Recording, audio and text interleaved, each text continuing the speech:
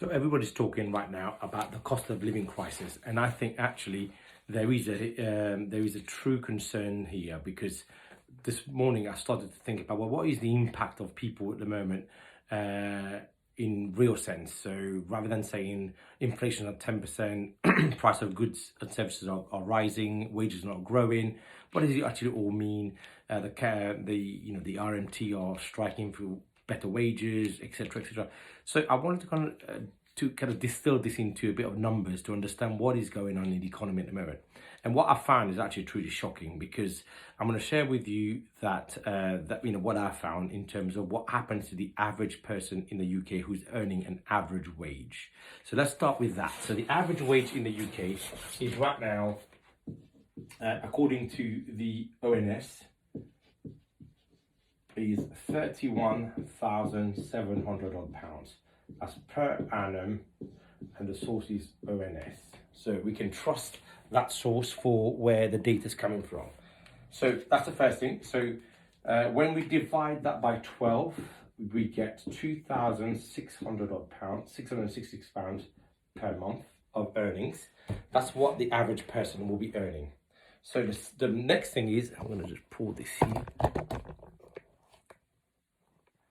So the next thing here is, so what happens to that money? So you are taxed. So tax is £623 per month. Yeah, that's about 23% of your gross wage goes in tax and NI. So that leaves you with £2,043 per month. Then you have to live, so you've got to pay for things that you are buying and you need. And again, bearing in mind, I have modeled this based on somebody who's living within their means, trying to be reasonable with expenses. So first thing, I put rent, but it could be mortgages or rent depending on where you are. So the average UK rent is right now £1,060 per month. Then you've got household bills. This is gas, electricity, water, broadband, council tax. All you have necessities that you have to pay. And on average, that works out to be £403 per month. Next, we go to transport to get to and from places of work, or petrol. And that's on average £400 per month. That's £100 a week, bearing in mind the cost of petrol has risen significantly. Food, so the ONS estimates the average person will spend £5,000 on average, £3,300 on groceries per year, and about £1,700 on eating out. Now, bear in mind, this is somebody who's earning £31,000, so a decent income to begin with, and it is average income in the UK. You'd think they would actually go out and not only buy groceries, but eat out as well. So that's why I put food is groceries and restaurants, and that's 5k per year, which works out roughly £419 per month. That's all your shopping and your going out food. Then you've got something else which we all live with now, debt. And here I've used a kind of a breakdown. So I'm assuming somebody's got an iPhone and you pay £50 per month. Then you've got something on credit like a TV or furniture, and that's about £50 a month. You've got insurance on some certain items, your house, your phone, or whatever else. And then another one is your credit card debt or a loan repayment. So roughly we've come up with £200.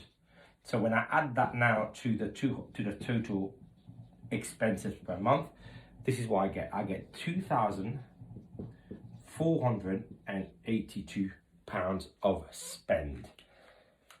Now, that's pretty worrying, because when you think the average person is earning £2,043 after they've paid the tax, and they have to spend to live, I would say, for a fairly okay life, nothing great, nothing fancy. They have to spend right now, because of the energy crisis, because of petrol crisis, because wages have not kept up. rents have gone up, everything has gone up. So you are now, this person is actually in deficit of £439 per month. This is negative. So each month, the average person earning £31,700 of wages is actually making, or it's actually missing almost £439, almost £500 out of their pay packet to be able to break even, not even to save something. So here there is zero savings, and if something happens, there is zero contingency money. This is pretty dire, and this is one of the main reasons why I think we should all think about our life, our choices, whether we work for people or whether we do our own businesses. These are the things that we have control in our hands, that I think if you are an entrepreneur or you're a budding entrepreneur that you think you could do something, you can come up with a better way of doing something, now's your time. Take the leap, give it a try. I'm not saying to leave your job, I'm just saying have 2 jobs, like we've all done. Try and multitask, try and do 2 things at a time. It's hard, it's a lot of work, but it can be done, and most successful people have done it. So I hope that helps. It's not supposed to depress you, but it's supposed to wake people up to say, if you are earning the average wage that you think you're doing well, maybe take a look at that.